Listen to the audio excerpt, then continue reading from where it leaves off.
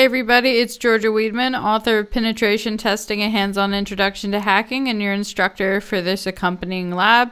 So I spent the last video on online password attacks talking about password hashes half the time, so I guess it kind of makes sense that we can now take a look at doing the offline password attacks and playing with the hashes. So, you may find hashes like online in a dump and people have reused the password, so cracking the hash would be helpful. If you break into a system, if you look at like Etsy Shadow, or you get access to the hashes on a Windows system, there are going to be hashes. They don't just store the passwords in plain text. I mean, that said, there are ways in post-exploitation in some cases to be able to get access to the plain text passwords, like using Mimikatz or something like that. But that's another story for another day. And there's also instances where, you can reuse a password without actually cracking it, like past the hash, which again is another story for another day. But anyhow, so, in many cases, having password hashes, it would be really great if we could turn those back into our plain text passwords. So, regardless of how you got the hashes, if you broke into one box and you would like to get into other boxes and pass the hash, isn't gonna work for you, or it's at net NTLM, which you can't pass the hash with, or and a lot of other stories for other days where I'm really getting ahead of myself. One way or another, you've got hashes, you want to crack them. So how password hash cracking works basically is kind of similarly to the online password attacks, except this time, we have a hash, and if we know what the hash algorithm is, then, again, I'm kind of simplifying this. Please do your research if you're interested. Password cracking is a pretty cool field. It's definitely, passwords are often the weakest link, so people use bad passwords. So definitely, knowing how to do this is good, and definitely knowing the theory. But basically, you've got the plain text word. So, in the last one, Georgia's password was diamonds. So if we had a hash of Georgia's password, but we didn't know it was diamonds, and we didn't want to do an online attack, or, we couldn't do an online attack, then, we could take the word diamonds, hash it with the same hashing algorithm used. So these are all one-way hash functions, right? So you're supposed to, the math is all out there. It's just, to do cryptography well, you assume that the algorithm is known. That's, not how you do cryptography well, keeping your algorithm secret. All this stuff is really vetted by better mathematicians than me. But anyway, so we would use that hash function on diamonds and then compare the hash of diamonds to the hash that we have. If they match, then diamonds is the password. Again, that's really simplified. There's stuff like salts. We won't get into that. Again, do the research. We really just want to crack passwords here and not make a video that's an hour long. So anyway, on this one, we are going to have password hashes, and our goal is going to be to crack them. And so we do the same thing like with the online. We'll have a word list, but this time, instead of just sending the passwords to the live service, it will, take our password hashes, take all the words in the list, hash them with the right algorithm, and do the comparison. And if it matches, then that's the password. So, I mentioned in the last video for the online password attacks, we are attacking the live service. So, we could lock people out, we could get logged, things like that. Offline stuff, we're not actually touching the system until we've cracked the password. So, this is a lot more stealthy, but of course we have to have access to hashes, whereas for the online one, we just have to have, the ability to talk to the offending service. So, but say another thing, just like on the online password attacks, this is really dependent on mostly the strength of the passwords. Chances are, a lot of people are going to use lousy passwords that are going to show up on a list. In addition to the list, like some of our password crackers will actually have rule sets. So instead of having to make lists that have like leet speak and put like numbers and exclamation points at the end, it'll make rules that will mangle the passwords that way. So it'll use leet speak, or it'll try all the words, but then, do all the capitalization differently. It'll put question marks and things at the end, or, who hasn't used password one, exclamation point with a capital P. Like, we could just have password in our word list and let our rule set that up for us. Again, password cracking is a pretty big business. So, there's lots of things these tools can do. So, with that said, our goal is to crack the passwords for Georgia and admin. So let's have a look-see. So we actually don't need to do IP adder this time, which is not technically a first because we've had a few where we didn't, but it's been a while. Anyway, so if we cd to desktop, on here we do have, so we have our password files. So we have two different, it tells us what the algorithm is. The first tool we'll look at, John the Ripper, is pretty smart about figuring out what the hash type is. Hashcat, that we'll also look at briefly, makes you tell it what the mode is. So it's nice that it went ahead and told us what they are. So they are Linux passwords, with two different hashing algorithms. And just as a side note, some things like MD5 and really all of them, I wouldn't encourage you to do this with like a client thing, but if it's a bad password and somebody's like used it before, you can sometimes just put the password hash like into Google or into like an online free service, and it will actually crack it for you. I mentioned in the previous video that a lot of people do this with really tricked out cloud services now, instead of, it used to be everybody had their like gaming rig with, 4 super fast video cards, and that's how they do it. I was always kind of afraid I was going to burn the house down with that thing. I have one. It's a little out of date now, but I was always a little afraid to turn it on. But definitely turn your cloud service boxes off, because whereas like these boxes here are costing you not very much money, which is great because the money that it costs comes out of my profits for the lab, so luckily they're not expensive. Like, really fast GPU based password crackers are very, very expensive to run, and you don't want to get that bill. I've gotten it. Turn them off. Anyway, so that was a side note, but anyhow, so let's go ahead and have a go with it. We also have word lists. Again, like in the last video, I gave you a password list that definitely has the right answers in it, in the interest of time and not having to set up a big GPU cracker for you, because in the time it took me to shoot this video, I probably would have spent $10 on that box, because you can make very expensive AWS and other cloud instances, believe me. Anyway, okay, so we're going to start with a tool called John the Ripper, not to be confused with Jack the Ripper, who, killed a bunch of people in London way back when. But John the Ripper, and this is a password cracking tool. I like it because, I like Hashcat, but John's always been my favorite, so, John it is.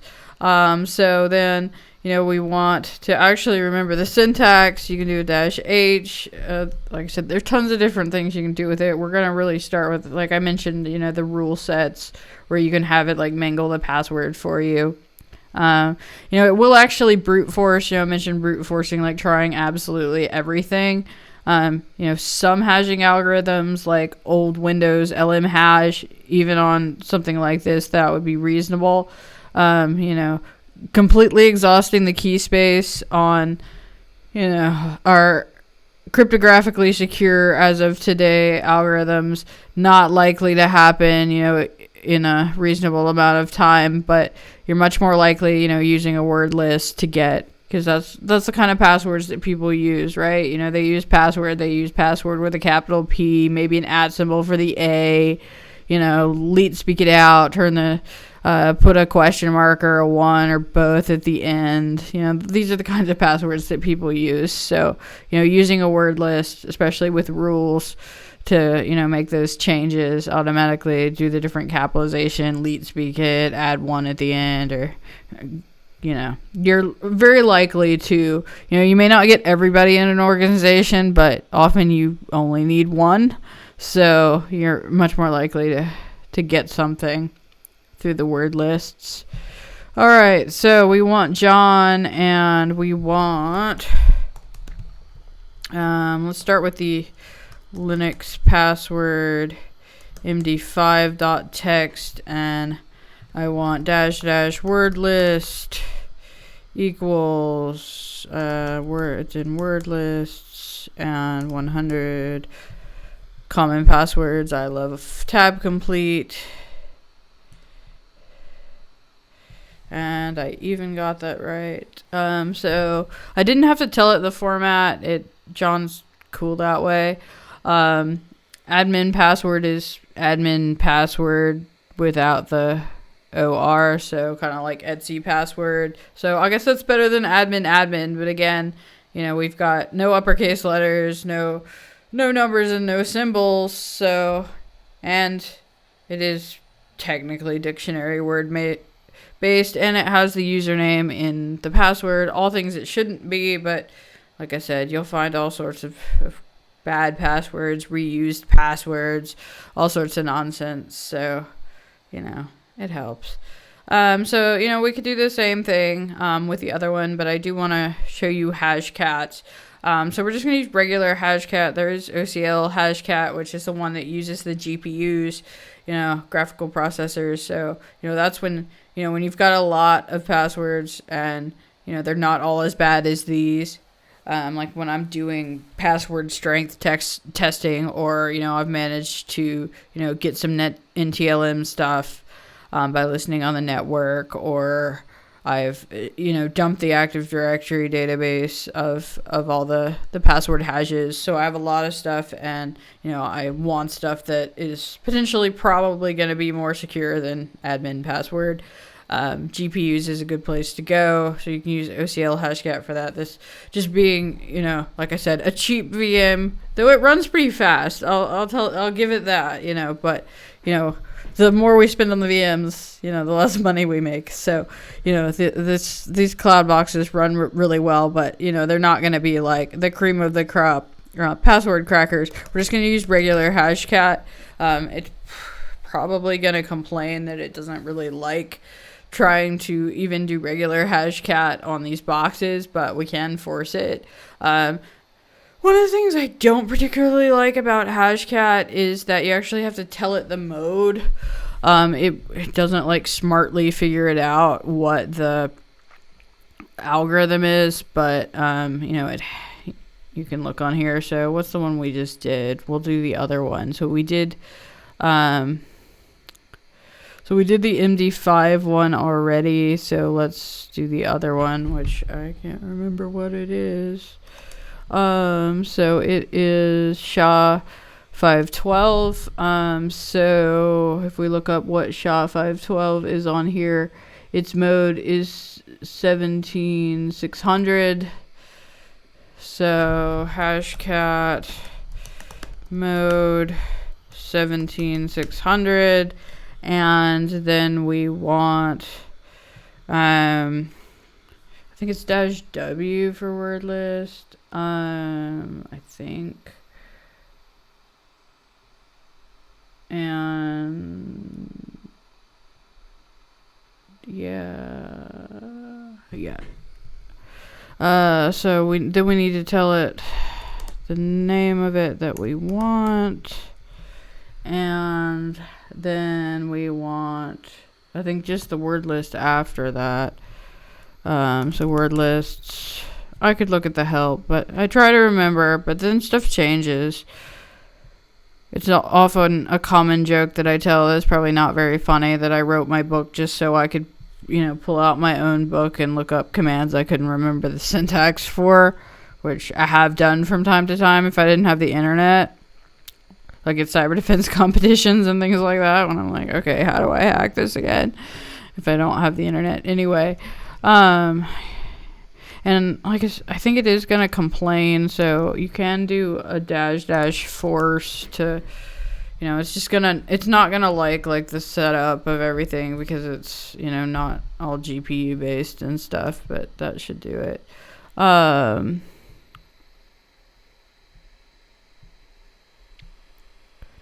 Hash file, it says on line 1, it doesn't like it. And I wonder why it doesn't like it. That's not very nice of it not to like it.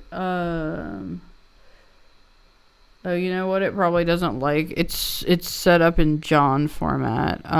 So if I cat out Linux passwords SHA-512.txt, yeah, it probably wants just this part. And so we should go to there. And of course these things don't have nano on them. So VI SHA-512 I for insert, edit, paste, escape to get out of insert, colon, WQ for write and quit. So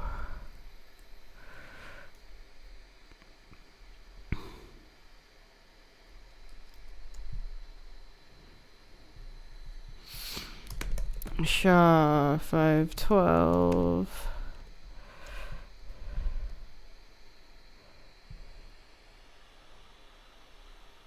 token length exception. What on earth am I doing wrong?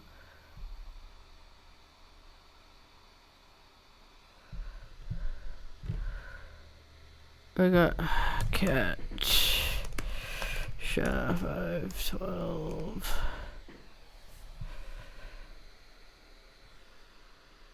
I mean, that's right, is the thing.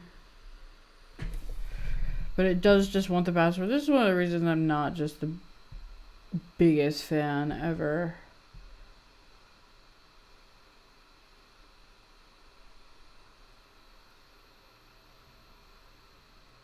You know what it is probably? I'm using the wrong,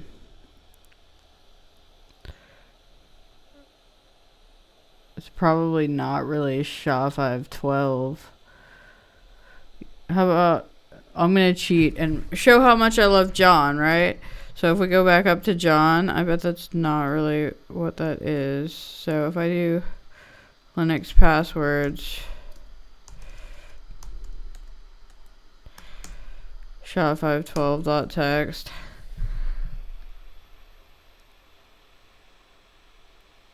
and it says SHA-512 crypt 3 6. So it actually says I'm doing the wrong mode, and the mode should be 1800. Yeah, so it's SHA-512 crypt 6. So yeah, cheater pumpkin eater, because that totally says. Oh, you guys saw that one coming a mile away, didn't you? These are SHA-3512. Yeah. So when you check it, when you do your modes, like, actually make sure you've got the right one, because that says SHA-3512, not actually. Yeah. All right. Failure. But you guys get to see me, like, well, now you've got George's password too, so pretend like that didn't happen. So the main two reasons I don't like Hashcat is the mode stuff, because it can't figure it out by itself, and two, I don't like that you have to put the hash just by itself, whereas John can pull it out of, like, if I pulled that straight out of the shadow file or straight out of like a Windows Hive, the format, it would be able to figure it out. I have to, in Hashcat, just put just the hash. So I did have to make that by itself, and then the only difference is I need to change the mode, which the mode part was my fault because I apparently can't read. Alright, so now we're actually doing something. It's gonna complain because it's like blah blah. Harder. Yeah, but it'll run. So this one will take a little longer probably. Oddly enough, because, it's actually pretty fast. Okay, well, it finished. And it looks like we have Status cracked. Why am I not seeing? Oh, right, because it doesn't even print it out to the screen. Oh, yeah, it does. Here we go.